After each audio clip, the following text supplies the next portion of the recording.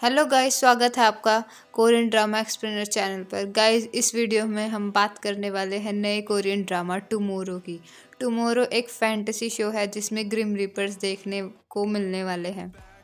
Show की शुरुआत में हमें ग्रिम रीपर गोर्युन और मिस्टर लिम दिखाई जाते हैं। ये रिस्क मैनेजमेंट टीम में काम करते हैं और लोगों को सुसाइड करने से रोकते हैं। वो ऐसे ही एक टास्क पर आए होते हैं जहां कुछ लोग मिलकर सुसाइड करने वाले हैं। लिम गो यूरिन से कहता है कि इन सबको सोशल मीडिया पर किसी ने पेनलेस डेथ के बारे में बताया है।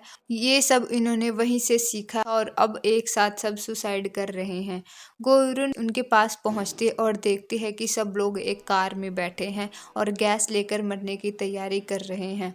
वो उनकी गैस पाइप निकाल देती है और उनकी कार को बहुत स्पीड से चलाने लगती है। वो सब डरने लगते हैं और गाड़ी रोकने के लिए कहते हैं। गोयुरुन कहती है कि तुम तो वैसे भी सुसाइड ही कर रहे थे, तो अब तुम क्यों डर रहे हो। वो लोग कहते हैं कि हमें छोड़ दो, हम सुसाइड नहीं करेंगे। लेकिन गोयुरुन के पास एक ऐसी ऐप होती है जिसमें इंसान की नेगेटिव एनर्जी का पता चलता है।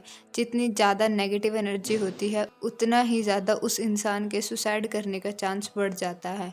ये बात बोलने के बाद भी उनकी नेगेटिव एनर्जी कम नहीं होती है।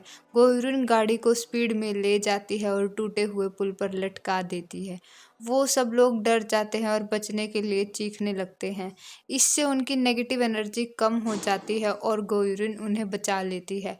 इसके बाद हमें इंसान चोई जुनवुंग को दिखाया जाता है। वो एक जॉब के लिए इंटरव्यू देता है। उसका इंटरव्यू काफ़ी अच्छा होता है और वो अपनी मॉम को खुश होकर बताता है कि उसका इंटरव्यू बहुत अच्छा हुआ है और अब की बार उसे ये जॉब मिल जाएगी। लेकिन थोड़ी देर बाद उसे समझ आता है कि ये जॉब उसे नहीं मिलेगी, क्योंकि उसके साथ इंटरव्यू देने वाली लड़की उस कंपनी के बॉस की बेटी थी और ये जॉब उस लड़की को ही मिलेगी। और ऐसा सच भी होता है और तभी उसके पास मैसेज आता है कि वो इस इंटरव्यू में फेल हो गया है और उसे ये जॉब नहीं मिल सकती। इसके बाद जुनवुंग दुखी हो जाता है और अपने दोस्त के साथ शराब पीता है। वो शराब पीकर घर जा रहा होता है और रास्ते में उसे एक आदमी मिलता है जो ब्रिज से कूदकर सुसाइड करने वाला होता है। वो उसे सुसाइड करने से रोकने लगता है और उस आदमी को पीछे खींचता है। वो आदमी उसे कहता है कि प्लीज़ मुझे कूदने दो, मेरे कूदने से तेरा क्या जाता है, मुझे नहीं जीना, मुझे मरने दे। इतने में ही उन दोनों को एक आवाज़ आती है। वो आवाज़ की तरफ देखते हैं। वो देखते हैं कि ग्रिम रीपर्स उनकी तरफ भागते हुए आ रहे हैं। गोयुरुन स्पीड से आती है और उसकी टक्कर जुनवुंग से हो जाती है। जुनवुंग नीचे गिर जाता है और वो गोयुरुन के ऊपर गुस्सा होने लगता है। मिस्टर लिम जुनवुंग को चेक करता है और बताता है कि वो ठीक है और उसे घबराने की कोई ज़रूरत नहीं है। गोयुरुन उस सुसाइड वाले आदमी को खरी खोटी सुनाने लगती है। वो कहते हैं कि अगर तुम मरना चाहते हो तो मर जाओ, लेकिन इससे तुम्हारे दुख कम नहीं होंगे। जुनून उसे ऐसा करने से रोकता है। वो कहता है कि हमें इस आदमी को मरने से रोकना चाहिए, ना कि इसे बढ़ावा देना चाहिए। उनकी बातें चल रही होती हैं कि इतने में वो आदमी फिर से कूदने की कोशिश करता है। जुनवुंग उसे देख लेता है और बचाने की कोशिश करता है, लेकिन इस बार देर हो जाती है और उस आदमी के साथ जुनवुंग भी पानी में गिर जाता है। गोयुरुन भी नदी में कूद जाती है और उन दोनों को बचा लेती है। वो सुसाइड वाला आदमी तो बच जाता है, लेकिन जुनवुंग हॉस्पिटल में होता है। वो वहाँ पड़ा होता है और उसकी आत्मा उसके शरीर से निकल जाती है और वहाँ मौजूद गोयुरुन को देखती है। जुनवुंग खुद के शरीर को बेड पर पड़ा देखता है और डर जाता है।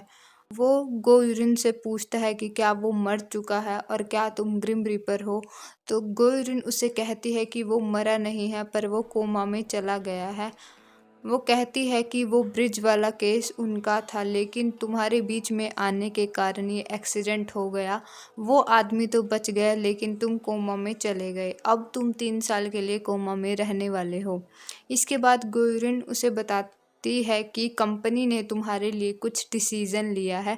इसके लिए तुम्हें मेरे साथ जुमादोंग चलना होगा।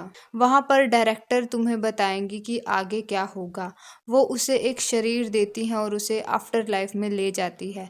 वहाँ ग्रिम रीपर्स का ऑफिस होता है जहाँ सारे अलग अलग काम कर रहे होते हैं। गोयुरुन उसे डायरेक्टर के ऑफिस में छोड़कर वापस चली जाती है।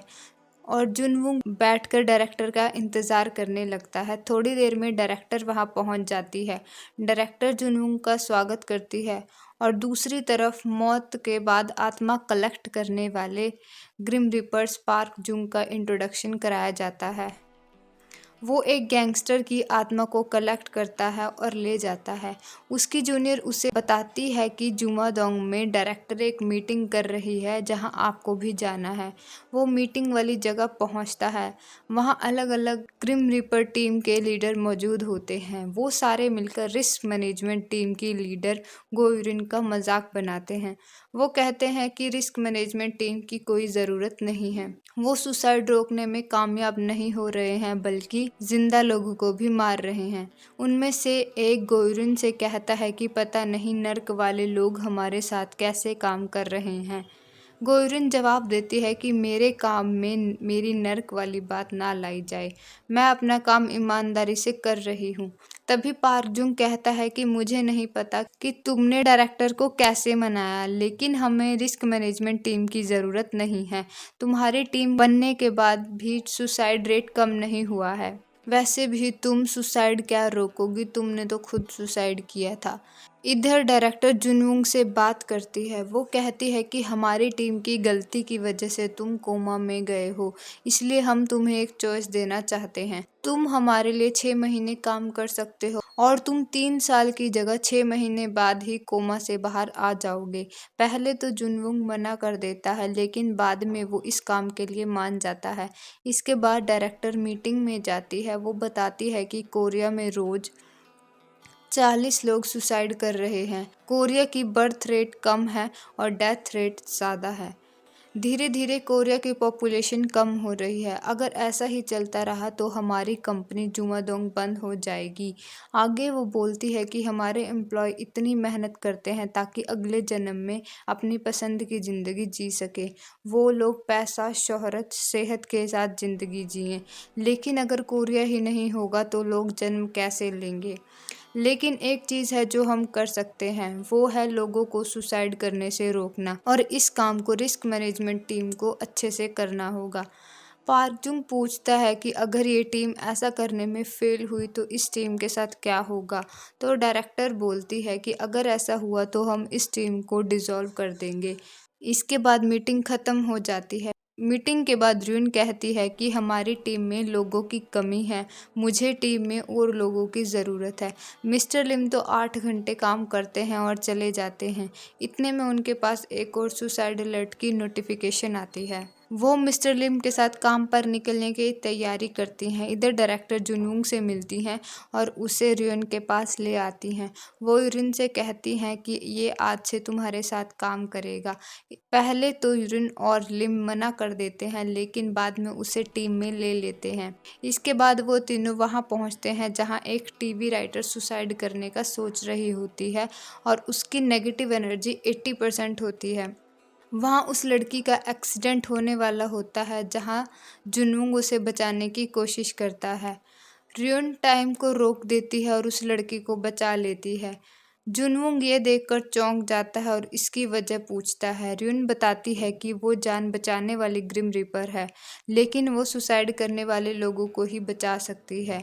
ये जो अभी हुआ वो मेरे काम का हिस्सा नहीं है। इसके बाद वो तीनों उस लड़की की जॉब वाली जगह प्रोड्यूसर बनकर आते हैं और साथ में काम करने लगते हैं। इसके बाद टीवी राइटर नो यून को दिखाया जाता है जो राइटर किम की बुक को पढ़ती है, जिसमें एक बुली हुई लड़की बदला लेती है। बुक पढ़कर वो अपने बचपन को याद करती है और दुखी होती है। वो याद करती है कि कैसे उसे क्लास में बुली किया जाता था। इसके बाद वो अपने बॉस के पास जाती है और कहती है कि वो किम के साथ इंटरव्यू नहीं कर सकती। उसका बॉस कहता है कि उसने बड़ी मुश्किल से किम को इस इंटरव्यू के लिए मनाया है और उसे ये इंटरव्यू करना ही होगा। वो उसे कहता है कि अगर तुम्हें मरना भी है तो इस इंटरव्यू के बाद मरना। फिर इंटरव्यू शुरू हो जाता है। इंटरव्यू में किम कहती है कि उसने ये किताब इसलिए लिखी ताकि बुलीज को उनके किए की सज़ा दी जा सके। वो कहती है कि वो बुलीज के खिलाफ है और किसी को भी बुली का साथ नहीं देना चाहिए। इंटरव्यू के दौरान वो राइटर नोयून दुखी होती है और पेन क्लिक करती रहती है। इंटरव्यू के बाद वो बाथरूम में जाती है और बहुत रोती है। इधर वो तीनों बातें कर रहे होते हैं। जुनवुंग कहता है कि उसे नोवेल राइटर किम में से नेगेटिव वाइब्स आ रही हैं। जुनवुंग कहता है कि किम जैसा खुद को दिखाती है वो वैसी नहीं है। इसके बाद युन को लगता है कि टीवी राइटर नोयून और नोवेल राइटर किम के बीच कोई रिलेशन है। वो लिम से कहती है कि कंपनी में जाओ और की ऑफ मेमोरी ले आओ। लिम चाबी लेकर आ जाता है। वो र्यून को कहता है कि उसके 8 घंटे पूरे हो गए हैं और वहां से चला जाता है। इसके बाद र्यून और जुनवुंग उसकी मेमोरी में जाते हैं। वो उसकी क्लासरूम में पहुंचते हैं और देखते हैं कि नोयून रो रही है और ब्लैक बोर्ड से कुछ मिटा रही है। उस ब्लैक बोर्ड पर नोयून के बारे में उल्टा सीधा लिखा होता है, लेकिन तभी उस मेमोरी का हिस्सा टूटने लगता है और वो दोनों वहाँ से दूसरी जगह चले जाते हैं। वो दोनों एक जगह से दूसरी जगह भागते रहते हैं। लास्ट में वो एक ट्रेन वाली मेमोरी में पहुंचते हैं। वहाँ न्यून फ़ोन चला रही होती है और मुस्कुरा रही होती है, लेकिन वहाँ की मेमोरी भी टूटने लगती है और वो दोनों वहाँ से भागने की कोशिश करते हैं और इसी के साथ एपिसोड ख़त्म हो जाता है।